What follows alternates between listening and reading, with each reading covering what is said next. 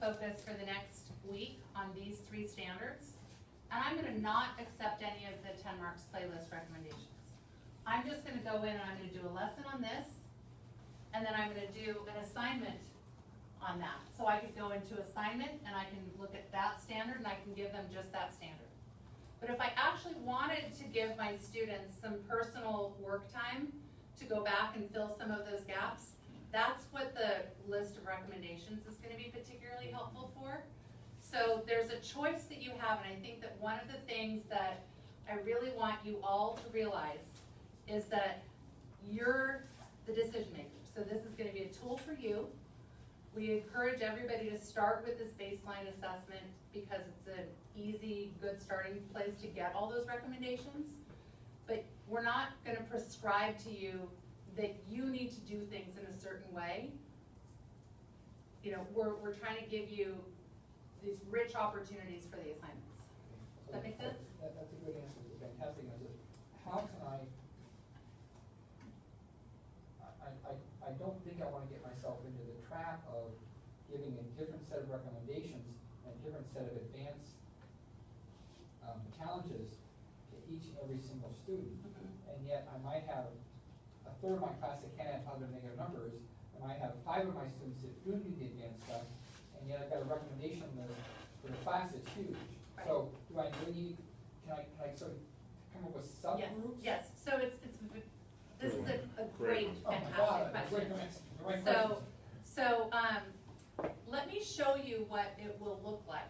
Yeah, I don't necessarily need that because I'm already a well, little overwhelmed, but yeah, yeah. The fact that I can come up with subgroups is really well, helpful. so one of the things that I want you to really understand. So you have assignments that you create. We call these class assignments.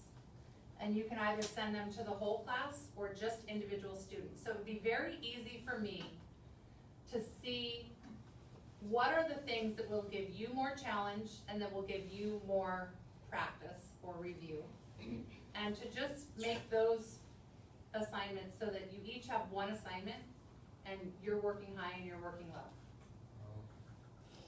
So what you've highlighted is the fact that we're starting kind of at the middle of the year here. And so we're starting by saying, let's look at, you know, the whole year's subject, which is probably a good practice for Smarter Balance, for Casey, for just diagnosing kind of where your kids are. They'll give you a good baseline. But whether you take action on, you know, setting up 50 assignments or setting up one assignment, we're probably going to want to start smaller than, you know, giving them a stack of 50 things to do.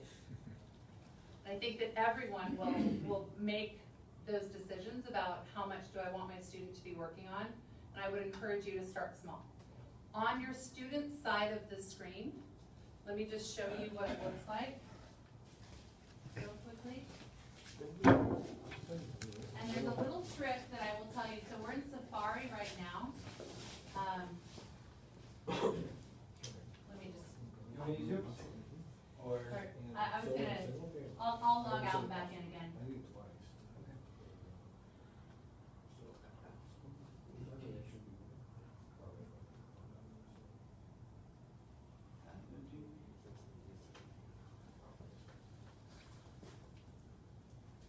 So when a student logs into their account, they're going to see 2 different rows of assignments. They're going to see teacher assignments and they're going to see personal assignments. So when I say yes to the recommendations from the assessment-driven playlist recommendations, they will be down here on the personal assignments.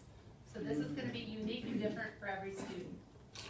But whenever I'm teaching something to the whole class, and I want everybody to do something, I will click on assignment, and I'll choose the exact standard, and I'll send it out, and it will always be on the top row. So your students will ultimately, like I would be coaching my students.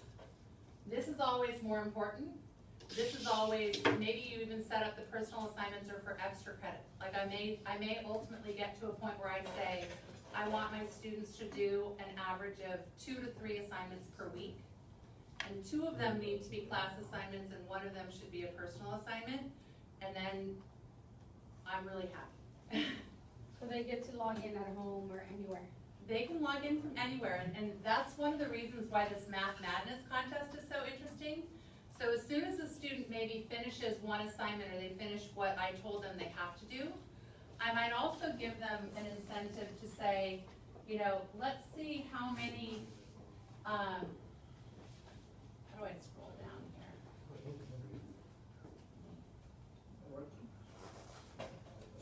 It says kill pages.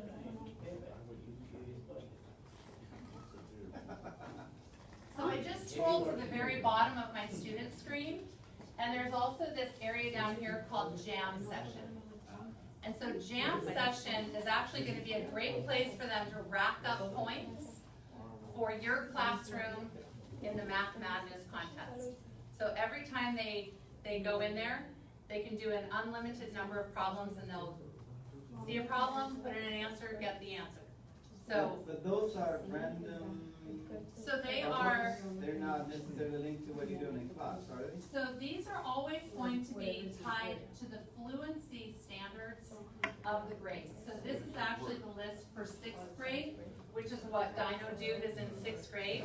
So these are the things that the Common Core expects you to be fluent on by the end of the year. So I could go in and use Jam Session to say, you know, practice on multiplying fractions with mixed numbers. And this is on the student. And this is on the student side, and you don't have to do anything other than maybe guide them to what practice you want them to do, and then you'll get all their results. So I've just covered a whole bunch of stuff, but I kind of want to break it down and spend the next maybe 10, 15 minutes just giving each of you a task to start with wherever you are right now, and we're going to set up your next step for your students. Yes? Okay. Is this information from Tenmarks going to be saved at the end of the year for a student that the next year the teacher can go back and look at? So,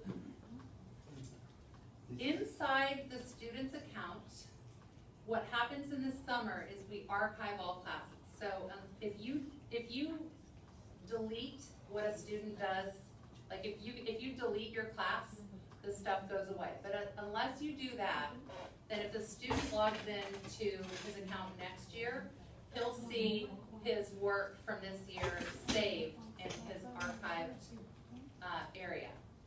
Right, but the Most new of this teacher I will have consider access to be formative, so it's not super easy for a teacher right now to go in and see what you did this year, but I think that's coming. Okay, the reason I'm asking is if I start talking about multiplying fractions, and they've got no idea what I'm talking about, and yet back in sixth grade, they're supposed to have mastered that, and here they are in 11th grade, Yeah.